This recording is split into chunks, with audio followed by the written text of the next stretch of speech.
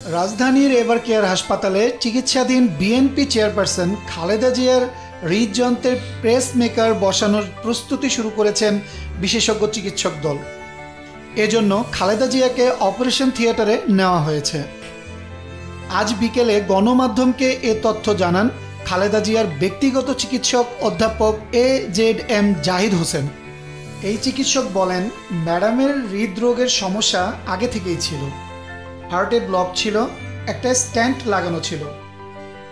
সবকিছু পর্যালোচনা করে এখন মেডিকেল বোর্ড ম্যাডামের হার্টে পেসমেকার লাগানোর সিদ্ধান্ত নিয়েছে।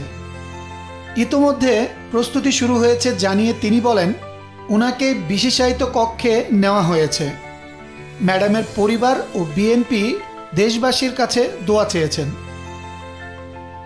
পেসমেকার হলো হৃদ স্পন্দন নিয়মিত রাখার কৃত্রিম বৈদ্যুতিক যন্ত্র, যা বৈদ্যুতিক স্পন্দন তৈরি করে হৃদপেশিতে পাঠায় এবং হৃৎপিণ্ডের গতিকে নিয়ন্ত্রণ করতে সাহায্য করে।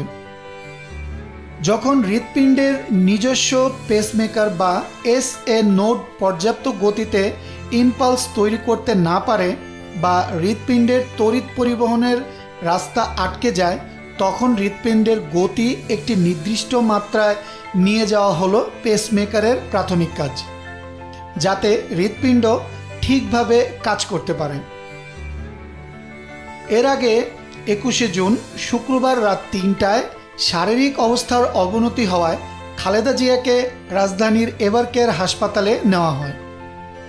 CCUতে নিবিড় পর্যবেক্ষণে রেখে মেডিকেল বোর্ডের তত্ত্বাবধানে তাকে চিকিৎসা দেওয়া হচ্ছে বলে জানিয়েছেন বিএনপি চেয়ারপারসনের ব্যক্তিগত চিকিৎসক ও দলের ভাইস চেয়ারম্যান অধ্যাপক ডাক্তার AZM জাহিদ হোসেন। তিনি খালেদা জিয়ার জন্য দোয়া কামনা করেছেন।